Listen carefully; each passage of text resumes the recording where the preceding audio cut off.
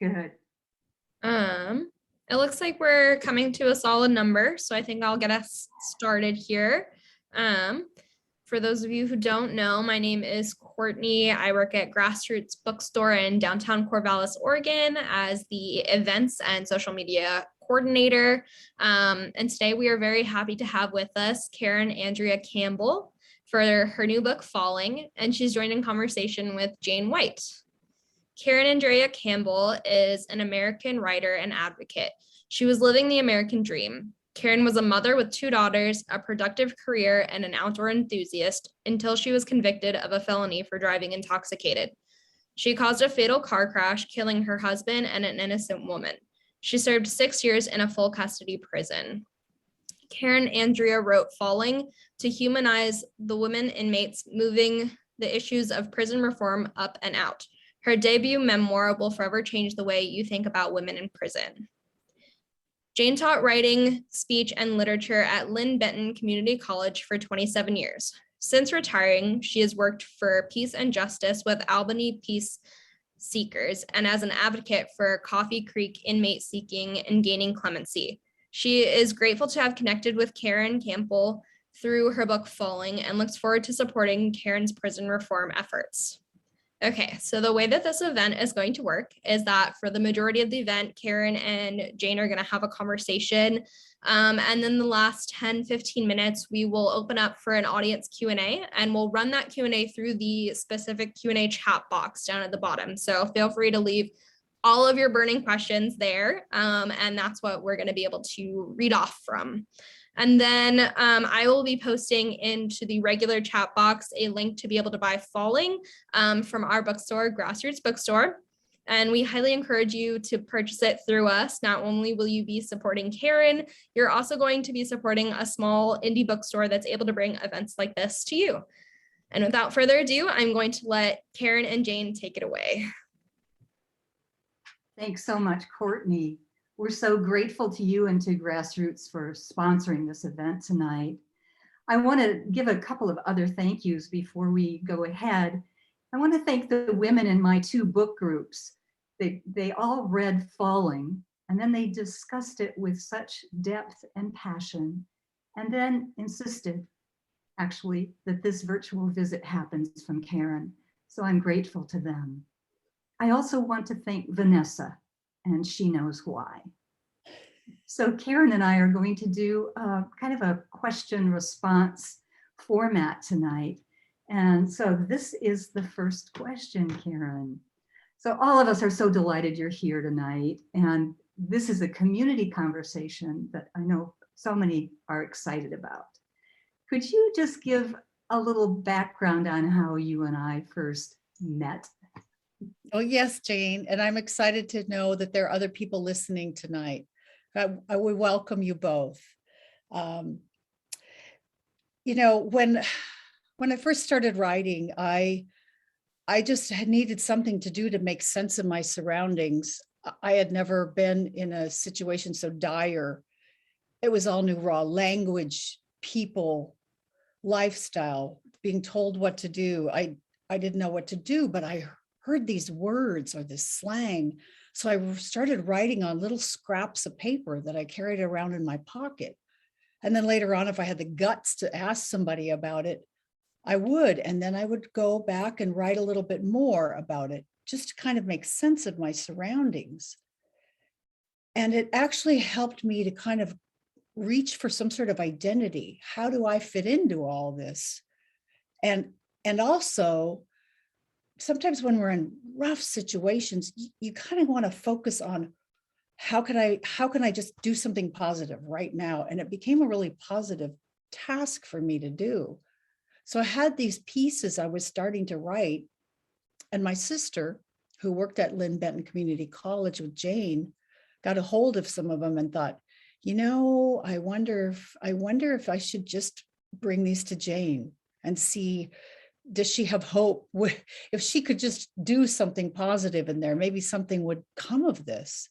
And so I wrote this story about an apple, and, you know, the deprivation in a prison is just dire. You get at the most canned vegetables or a mushy old Red Delicious. And one day It was a Jonathan apple. And I just wanted to write about it for days. So I wrote the story about the apple. I gave it to my sister. She sent it to Jane, and she said I had something there. And that gave me purpose for the rest of my 6 years and 3 months. Karen, thank you. I was so thrilled when Christine called me to tell me earlier this year that you had written Falling, because I had no idea. I didn't know that you had continued to write after those pieces that you sent to me. So I read it on Kindle. I had to borrow a Kindle in order to read it. And then as soon as possible, well, you sent me a hard copy, and which I treasure with your inscription. So thank you, thank you. What a great saga. Well, Karen, you are among the few authors who've really told the intimate stories of incarcerated women in the US. And so you've already touched on this a little bit, but could you tell us a bit more about how you wrote the book while you were incarcerated? And then also, could you talk about the meaning of the title? Well, Falling means the day you enter prison. And in my prologue, I describe it as something where it's like you truly are falling. You lose yourself, you lose any sort of sense of normalcy. And I remember just the day I entered a prison, I remember just living, just breath to breath. Will I get another breath? Yes, here it is. I could see why it's called Falling. I didn't name it that. It was part of the lingo, but I think it's one of the most beautiful descriptions of something just grim and gritty. But the writing reached back when I was still free. I had a long time before I went in. I was healing from a lot of fractures and broken bones. And at the time, Orange is the New Black had not come out yet. And so I went to Powell's bookstore in Portland, and I sat myself up in the stacks and I read any book I could on prisons. And it was all men's books and, shivs and fecal boomerangs and booze in the toilets and sodomy. And I thought, oh my God, what am I going to do? And, Orange is the New Black opened a door for an experience in a minimum prison. And once I started writing in a maximum medium facility, I realized this had to be written. We need to know who these women are. And that is how I came to write it, is because of their stories that I will explain later in our questions. I just want to bring light to my experience because no one had done it before. And I can see why no one does, because it just took the stuffing out of me to write it in the first place. Yeah, living it is one thing, and then having to write it just exponentially increases what you went through, I'm sure. But boy, what a gift to the rest of us. You described, Karen, the many ways initially that other inmates begin to teach you how to survive at Coffee Creek. So why do you think they reached out to you?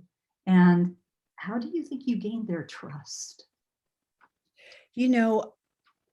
That came over a long time, but it was, oddly enough, it was kind of started in an opposite way. The greatest fear of prison, as anyone who's listening who's never been could probably relate to, is who are the women?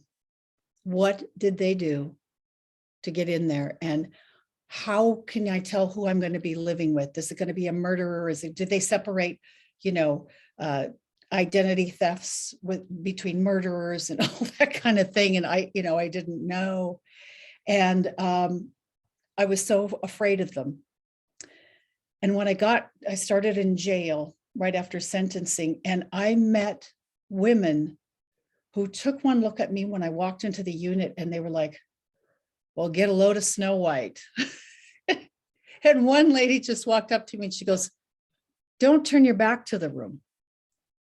And from the very first day, I want to read to you about that moment when I met these women, and they were kind to me.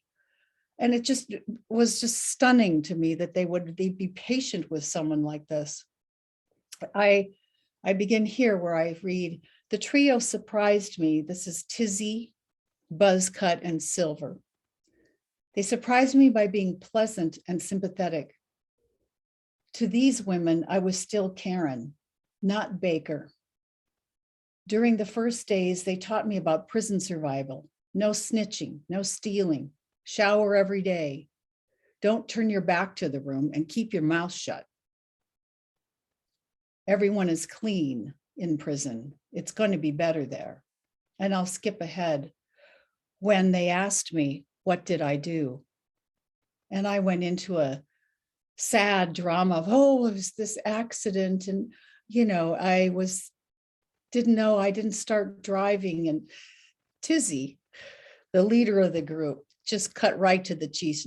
And she says, look, Karen, don't think you're any cleaner than the rest of us. You killed people, straight and simple.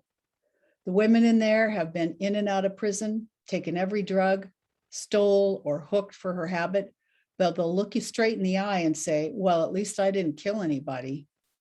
The sooner you get over yourself, the better you'll get along in there. Yeah, says Buzzcut, you got to own it. Introduce yourself by crime and time. No one wants to hear a sad story of innocence. They just want to make sure you're not locked up for committing a crime against children. Here's your speech. I'm Karen. I'm here for Man 2, DUI car accident. I got no programs. I got 6 years. And all along I'd called it an accident, never manslaughter. But those women held a mirror to my face with their harsh words, and it stung. It would take time to practice and admit that speech, but I was a sponge, and I soaked up their advice, grateful that they'd taken me under their wings. Amazing. That's wonderful. That's such a great start for us to get to know those women who helped you initially. Can you now tell us a bit about some of your other fellow inmates? And you touched on this, but could you go a little bit, give us a little bit more detail about the main reasons that these women were incarcerated, Karen? Well, it is heartbreaking. I would say 75% of all the women I met were victims of domestic abuse, violence, poverty. I can tell you about 2 specific women. One was 9 years old when she was impregnated by a family member. And so she was completely immature. She never really aged past that time and couldn't make good decisions. And Mittens, my precious little daughter I had for a little while, she was raised in a rough home, and her father used to hold her down by the back of the neck and make her eat out of a dog dish because all women are bitches. And so she became a fighter, and that's why she was incarcerated. And I could go around any unit that I lived in and go door to door and just walk around the room. And I was the rare story where I'd had a good life and I made a stupid, horrible, grievous mistake. But most of these people were from tragic histories. And in that type of lifestyle, you don't learn things like how to have a bank account or how to get a job. You're just so busy surviving. And so that is the profile of a woman in a full custody prison in the United States. That's very disturbing and moving, Karen. Thank you. In both of my book groups, we talked about how each of us saw moments in your book as the most arresting moments. And when you think back about what you've recorded in Falling, what would you say your moment that you would like to highlight for us this evening? particular moment that really stands in your memory and in your heart? You know, Jane, I couldn't have said that question better or phrased it, and I'm so glad you asked it. There's one particular passage in this book that is my absolute favorite. It explains what it's like to be incarcerated in such an interesting, beautiful way, in the sense of deprivation, and it has to do with the night sky. And I'd like to read you about Sinful and I, when we went to a fire drill. And she was like a Viking. She was a strong, strong woman, and I learned a lot from her. I begin here. One night after lights dimmed, we had a fire drill. I was groggy, but Sinful was wide awake. Fire drill! Get up, it's a fire drill. The cell doors of the unit clanged open. She was pulling on her coat and spearing her feet into shoes, moving like her life depended on it. We got to get out of here, hurry! Are we in danger? I asked, panic rising as I slipped on my shoes. I spun around in the cell door, her hair whirling around her waist. Her eyes were wild. The stars! The moon! Oh, I hope it's not cloudy. I hustled into my jacket, put Tulip in my pocket, and we charged down the tier. We stepped out into a cold night, the yard lights bright against the building. How long had it been since I'd stood under the moon? I couldn't remember. My only view of the night sky since January was a partial view through a skinny window across a lit day room, through another set of windows above a lighted night yard. So we get out to the yard and we have to all line up. And the new people are grumbling and whining, but I walked back toward the fence and the lights receded. The sky was clear. I found Sinful and my place in line behind her. At the end of the yard, the sky was black velvet and filled with the waxing moon and winking stars. The moon, moaned Sinful. She was mesmerized, her face soft and vulnerable up to the night sky, her body slack. She swayed like a saved woman in church. The lifers around us were pointing discreetly up at the sky, smiling and whispering. The woman across from me moved her lips as if in prayer. Big Dipper, Orion, Pleiades. I saw these women every day on the unit, but under the stars, I didn't recognize them. They were heavenly beings. I imagined my daughters, Nikki and Haley, looking at the same moon, united. I reached for Tulip in my pocket. Under the night sky, we stood in collective grief over all we were missing. The piercing beauty of that moment was breathtaking. Karen, that's such heavenly writing. And I have to tell you, since reading your book, I have not looked at the sky in quite the same way. Oh, I carry those women with me too. So thank you for that. I say hello to the stars and the moon every night for them. How could you not? What a gift. That's just wonderful. Well, there are many of us who also do the same. So thank you.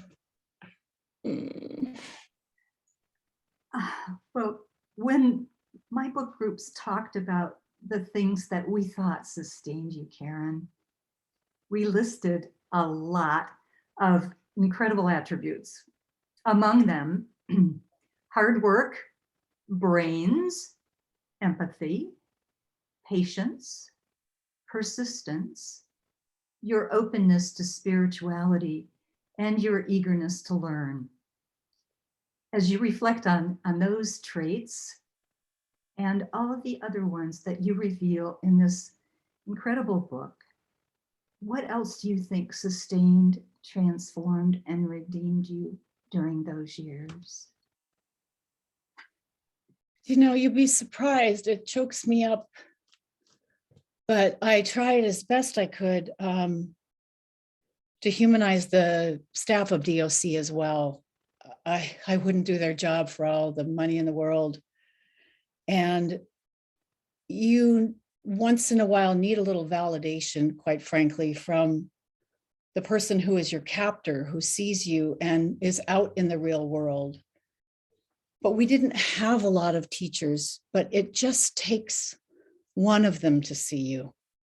And there were a few.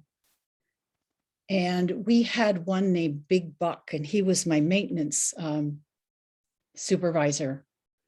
And he never told us what to do. He never told us what to think, but he sat and he listened to us and he asked us questions and he probed into where the deficits were in a prison experience. So I'd like to read that passage if I may. We had been at the treatment center where people were getting drug rehabilitation. And Blondie says, we got to see our brains on drugs in the treatment building. They had before and after pictures. It isn't pretty. Looks like your brain turns into a rotten orange. And Big Buck. And have you ever been to treatment? There was a lot of muttering. Anyone here who doesn't have a substance abuse problem? He looked around at us, dead silence. How could I say no? If it weren't for the alcohol, I wouldn't be in prison. Drinking less than Tom was still drinking. I have a drinking problem. Everyone but Khalik was looking down at the table, studying the grains of wood. I don't, she said shyly. She glanced around the table, looking as though she didn't want to offend the rest of us. I believe that, said Big Buck. You might be the only one in minimum. Here's Tizzy again. Something's wrong with the treatment program. First, you have to fight your way into a program. Then once you get in, you sit around making mobiles with paper butterflies that spell out soar, believe, dream. And they don't give you the tools to fill out a job application. She was on a roll. They have their graduation ceremony. She fluttered her hands around her curly hair and said, then they wear paper tiaras. Her family comes and hopes that this time she'll stay clean. Then they walk their I statements out the door to the drug dealer and come right back into the revolving doors of prison. Instead of a one-way gate to a productive life, it's a fucking merry-go-round. It's ridiculous. So what's the answer? Asked Big Buck. Huh? Who's got a plan? Silence. Why don't you all go home, back to your cell, and think about it. We're done for today. And it was things like that that happened so rarely. But maybe it was a chance for us all to see each other and remind each other that we need to work on this and help each other out, because there really wasn't programs for any of us at that time. So if you didn't help each other out, you didn't get any help, basically, except encouragement from Big Buck in that, well, in that one instance and in other instances with him as well. And I think that those of us who did have experience in a bank account or in a job that was a long-term thing, you know, it was our job to talk about that with others. But you had to be careful because you couldn't brag about it. It was a fine line. It needed to be an authority, and yet, you know, it was just dysfunctional. So being a mentor wasn't an easy thing. No, because, you know, you shouldn't always give advice unless people want your advice, right? Especially in there. Yes, absolutely. Yes. Well, this is a wonderful transition to the obstacles which every woman faces upon release. And we know what they are. What some of them are: discrimination in housing, in education, in employment, just facing exclusion and rejection at every turn. So we know those to be the facts for most women. What was your life like when you were released, Karen? Well, the truth is that now employers use national personnel services. So even if you have a good interview with someone, they will run you through a national check. And most of the time you're ineligible for hire. And also think of the apartment applications and things like that. You have to come up with some sort of a speech that at least gets you an interview, but it won't necessarily get you a job. There are so many things like that at the time I was in it, it really didn't happen. One woman, when I was first incarcerated and on intake, there was this little tiny woman standing in the front of the church crying, saying she goes home tomorrow. And we were, why are you crying? And she says, I have nowhere to go. And I asked the Department of Corrections, I asked the officer for any ideas where I should go. And they just told me to go knock on a church door. And I had no idea. It was the first time as a new person to prison that I realized there's no program for you to get out of prison and go do. And those who were so strong in prison had a lot of security. There was a woman named the Enforcer, and she was the 6 foot tall beauty and this long blonde hair, but she was a fighter. And if any score needed to be settled, that's who you called, was the Enforcer. And one morning, I can tell you this, one morning I sat on a window seat on the bus on the lookout for women who might have made it out the gate as I went across the Burnside Bridge in Portland.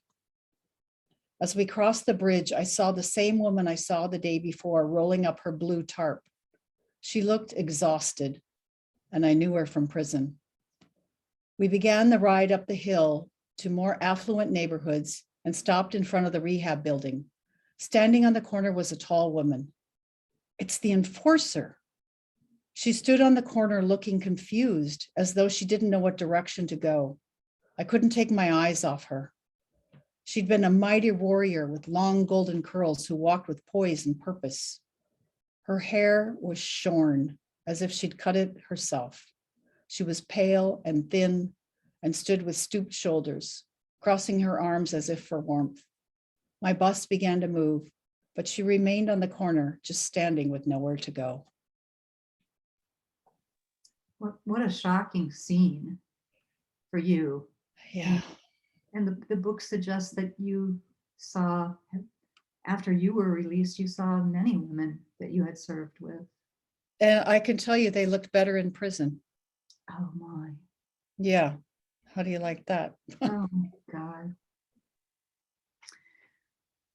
This next question is about people who struggle with the idea of prison reform. Some of them even go so far as to say something like, prisoners get what they deserve. What would you say to someone who has that kind of an attitude, belief system, Karen? Well, quite frankly, they have been harmed. My sentence was fair. I created a horrible accident. I caused harm. It is the country I love. It's the laws I obey. And my sentence was fair. I don't have any issues with that whatsoever. What we really have in the United States right now, that any person who's been a victim of a crime, for sure they can say this. They can say, well, at least they can lock them up and they can sit there and think about what they've done. And the thing is that they're not taught how to think. If only the public had some sort of assurance that while you're in there, you will learn something about what you did. But there is not a person that I ever met who was getting ready to leave prison when you were getting ready to parole. If you said, so do you know the definition of restorative justice? Not one person knew it. What about just the basic list of, taking inventory, atonement, coming into some sort of study and way to discover a way for you to learn about your mistake and how to make amends? There are women sitting around in prison who get these pale white circles on their rear end of their jeans from just sitting. They would work. They would love to work. And what if some of that money that they earned in prison money could go directly to the victims? There's so much that yet could be done. but we have to at least get them thinking in the right direction. And someone needs to lead those. Things are different now than they were when I was in there. And I think that there are some programs that you will be asking me about in a little while. So I have some good news probably in this next question. So I'll let you go back to yours now. That's great. So just following up on that, Karen, as you think about what reformation and rehabilitation that was successful, what you think that would look like. And then if you'd like to tackle this question, what do other societies do with criminals? And who do you think fits the definition of being truly a criminal? And how should criminals be treated? Any of those that you want to tackle would be great. That would be very illuminating for us. Well, what I'd like to do is say there are some people who need to be separated from people they could harm. I don't know how that separation could work. They don't need to be treated inhumanely, but if they are a danger to the public, then there has to be a solution for that. Honestly, I'll be long gone when they come up with how to incarcerate people. There are other countries that are way ahead of us, such as Norway, where you have work release, where you really don't step that far out of society, so you rejoin it easier. And I think we're doing some studies on that. I was lucky enough to participate in a wonderful book talk put on by some philanthropists up in the Portland area. And we had former Governor John Kitzhaber there. We had a man named Mike Wenrick, who is the program director of Prison Fellowship. And we had Lynanne Miller, who runs a program called Jails to Jobs. And I'm just gonna tell you about these three, because this is the shape of how things could go. John Kitzhaber is doing preventative things. He is doing something called an ACE score, where if a child has parents who are incarcerated or has poverty or has all these, they get a higher ACE score. And the way he says it in his words, the cowboy that he is, he says he wants to go upstream and get those kids. And it's a program, it's legislation, it's bills.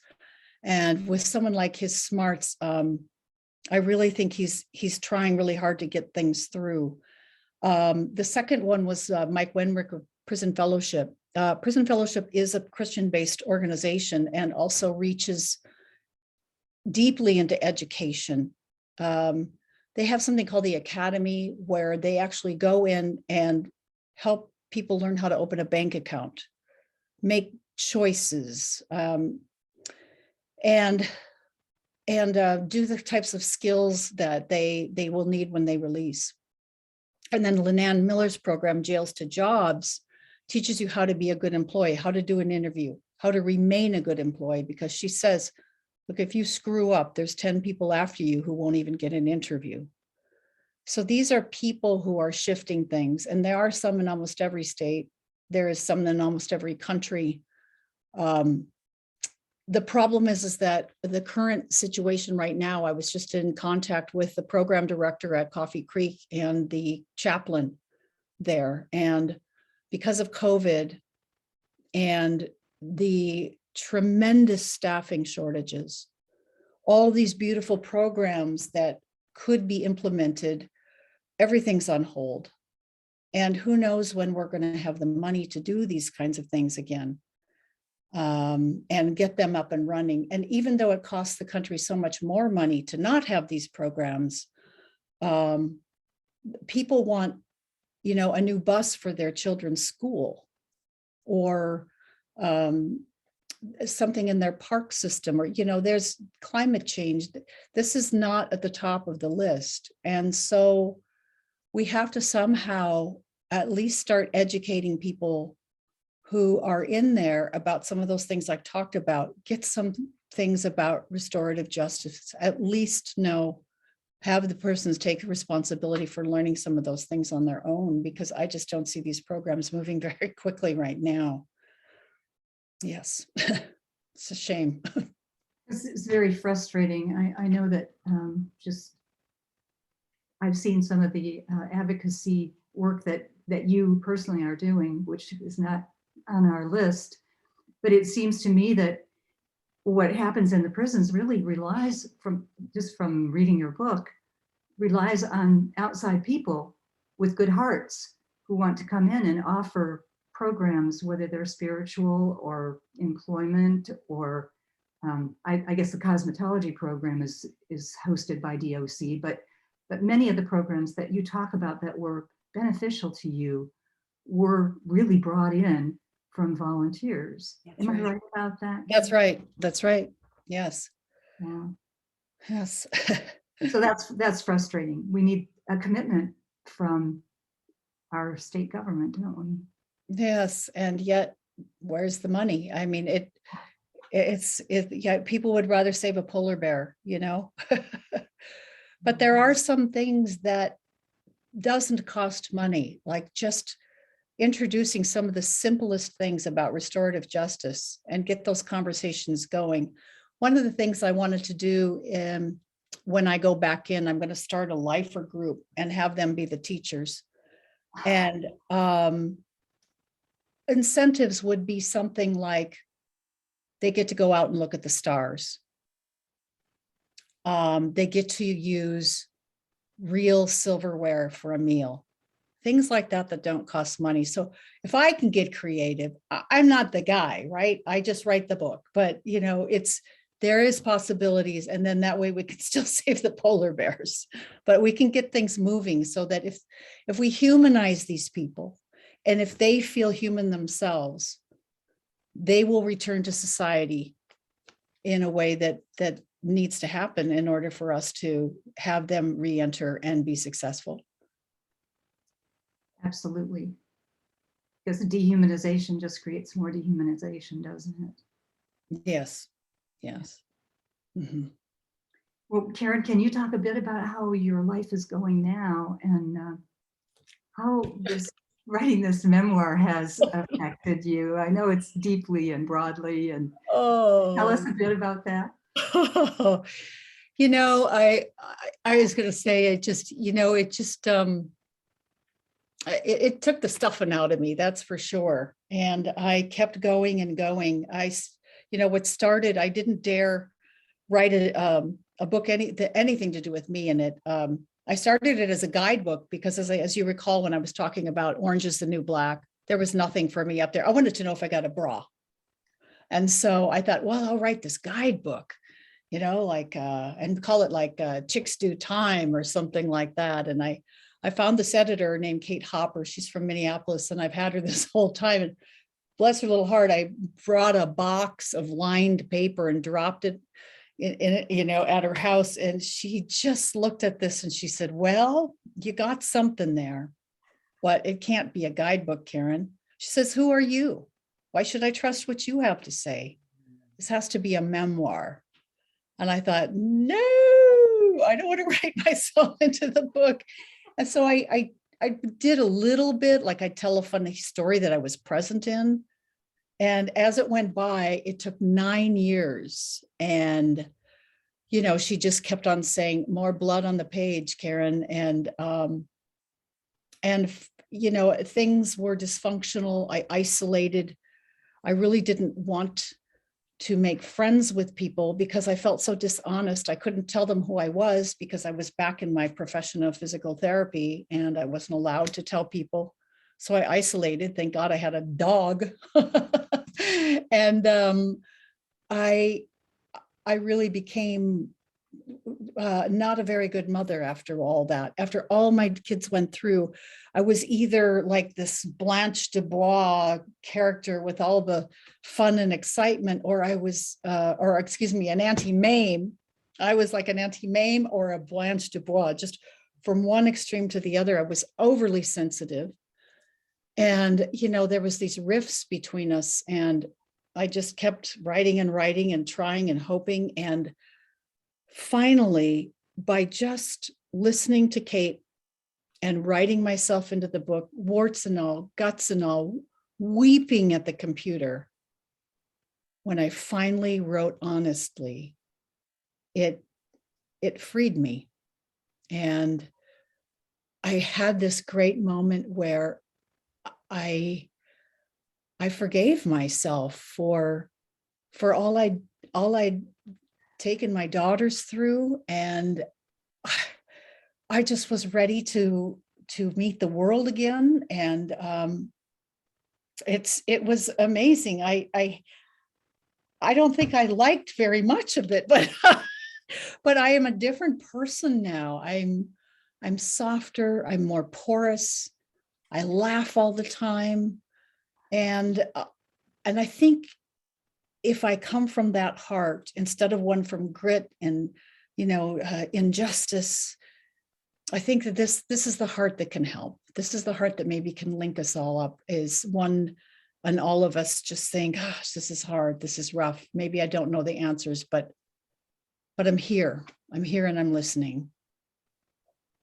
And your heart is speaking to all of us. You're fine. It's amazing. It's an amazing book. I thank you so much for what you've done in it and for what you've given to us and to the world.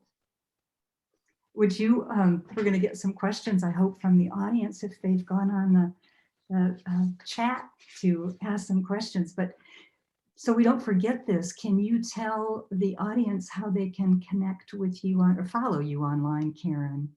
Oh, sure. I have a website that's got a lot of blogs. It's got the whole ugly history. It's called KarenCampbellWrites.com, spelled the traditional way. And the Twitter is Karen A. Campbell. Wonderful. Great. Now we're going to ask Courtney, do we have any questions from the audience? Hi, guys. I just want to say, first of all, thank you, Karen.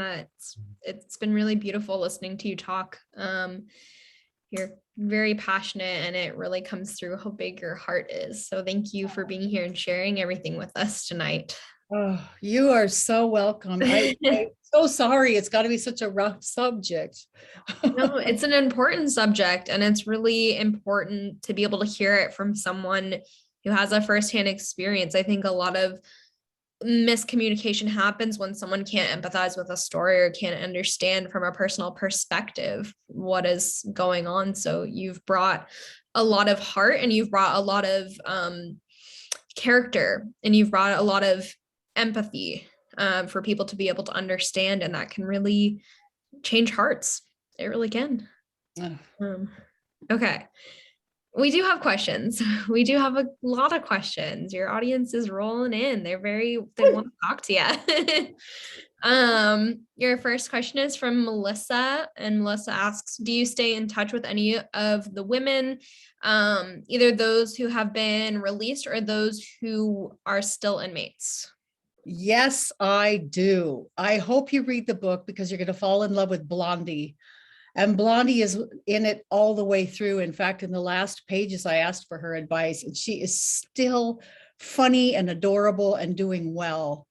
Hippie chick I try to talk to, she struggles in and out, and I hope she's okay. I worry about her. And, my heart goes out to the people who really struggle and didn't have some of the benefits that I did, like a home to go to with my dear friend, Jerry.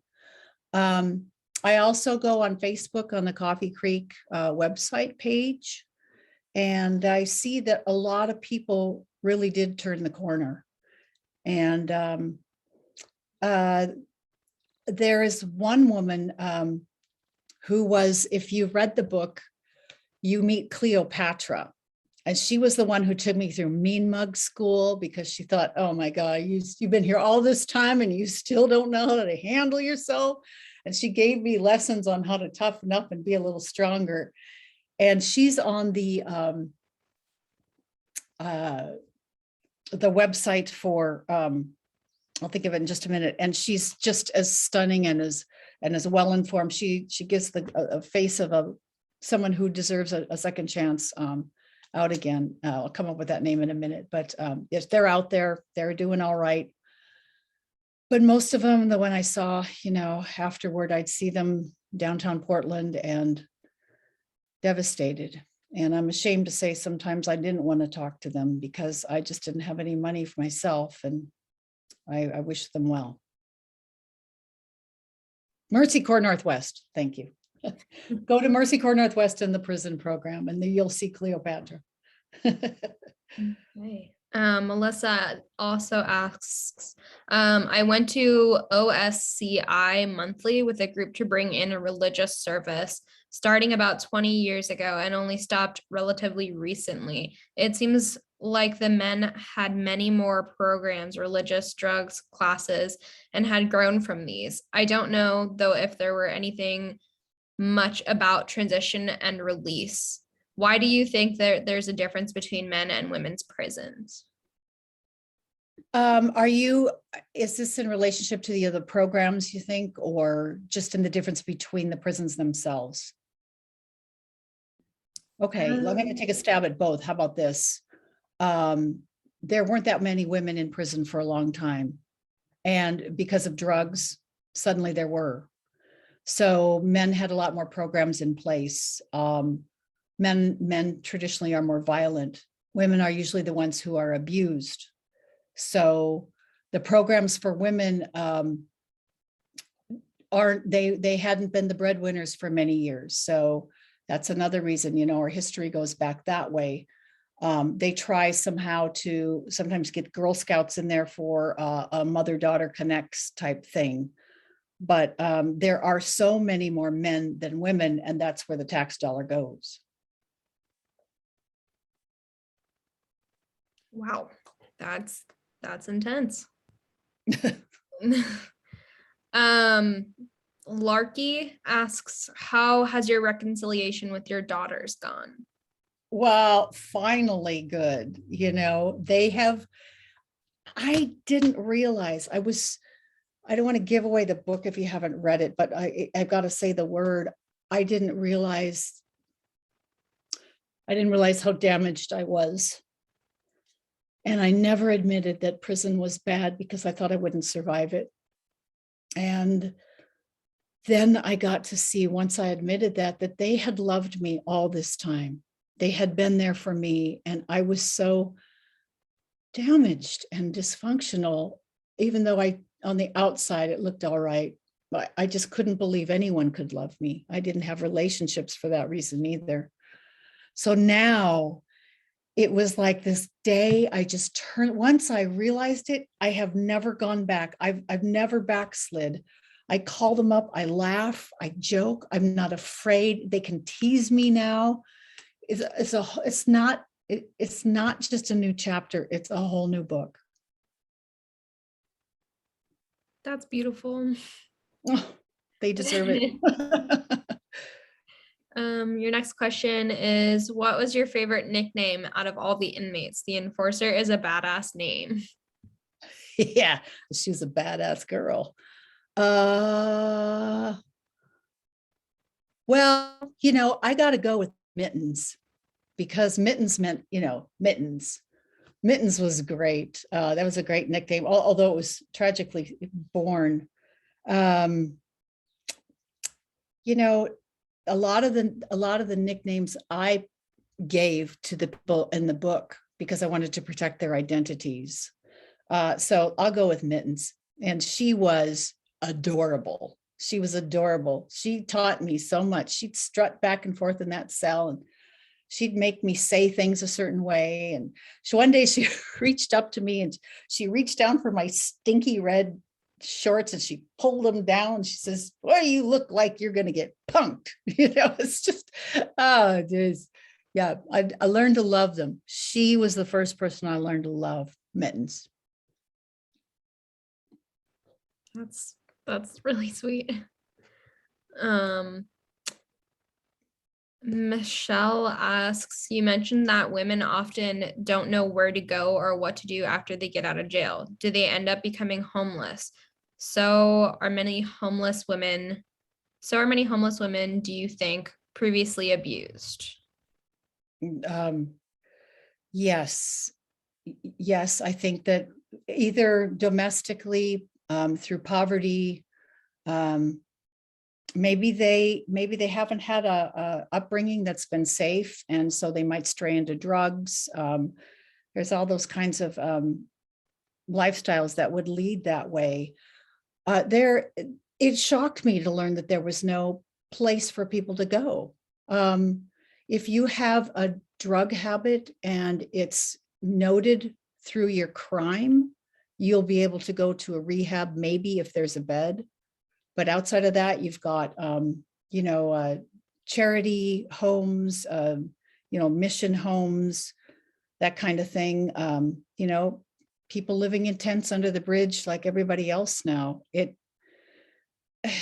There are very few and far between, and the ones that try to set up sometimes just run out of funding too. So that's why I think that there has to be something done while you're in there. You're not allowed to buy donuts unless you save 75% of your $30. So you make $30 a month. 25 of that should be a savings account. A bus pass, they need to know how much things cost. And so even if they've got something for a down payment somewhere to just start a place to live with someone, those programs need to just saving money, right? Then they can maybe have a place to live. Oh, don't get me started. No. Yes, I hope that answers your question. Melissa wants to know, did you have a nickname? For a little while, it was Snow White. Yeah, because of the innocence. And that was it. And then I kind of was like a mother figure. And so I was given quite a bit of respect.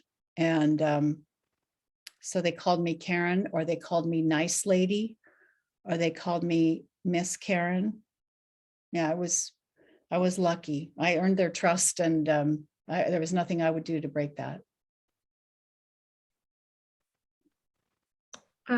Someone wants to know, did you feel like you had to edit your book for a certain demographic, or did you focus on yourself and your experience more?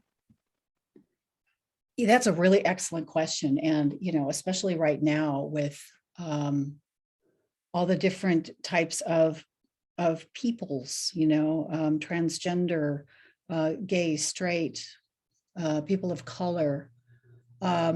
I'm doing the audiobook right now. I'm recording that. And I actually went to Oregon Shakespeare Festival and hired an actor to help me, because I don't want to offend. And I have to learn to read the slang or the vernacular it's said without putting any sort of an accent on it. I have noticed that compared to when I first came in to when I left, there was a lot more blending. But when I first got in there, this is an interesting story, is as a white individual, I saw that I did not have connection. I did not have community. And I saw a Native American population, getting their hair braided the first day they're there, and someone to call auntie. And same with some of the other groups that are close like that, or people who are transgender, they stick together.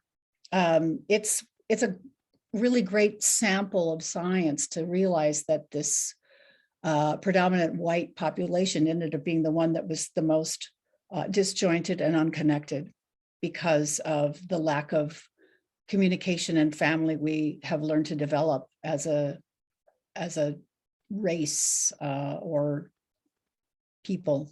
I hope I'm saying that as in the best, most respectful way I can, because I just believed in everybody's love and connection. And if you had that, good for you. I was a little jealous. I wished I'd had a better tribe. Michelle wants to know, do your friends back in prison know about this book review? Maybe some of them are sitting watching this review. Oh, I wish.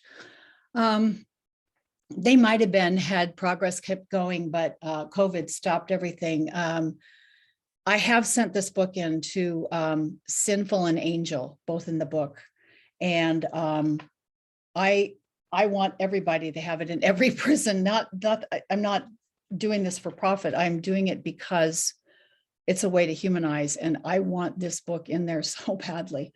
I hope that it's going to get in there. I am actually going to bring books in myself once I get this program started with Coffee Creek. And if we can get in there, we can get in anywhere. So hopefully this book will get its way in there, and maybe prison through, see, that's what it was supposed to be, through prison fellowship, but that program had to stop for now. He was going to bring them all in for us. So we'll do our best. I'm going to do it. I'm going to work my tail off.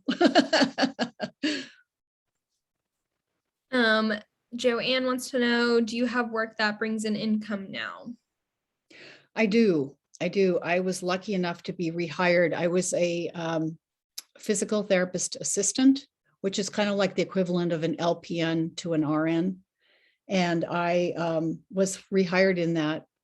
And I worked for as soon as I could, and I just retired. So now I'm living on a modest Social Security, and that's what I do now. And now I just pimp out the book. Melissa says that at OSCI that the books have to come directly from the publisher. I don't know if you know that. Yeah, that's correct. That's correct. And the way I was bringing them in just for my program would be through the chaplain would have to buy them through the bookstore or the publisher. So yeah, yes, agreed. Okay.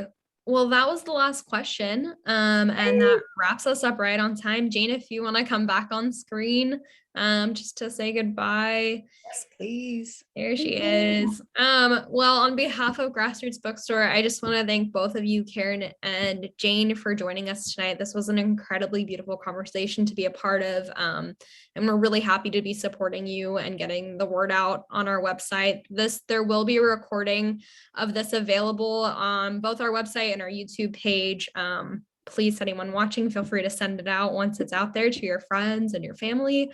And then you can buy Karen's book at Grassroots. You can buy it through our website, or you can buy it directly in our storefront. You'll be supporting not only Karen, but also Grassroots and reading an amazing book.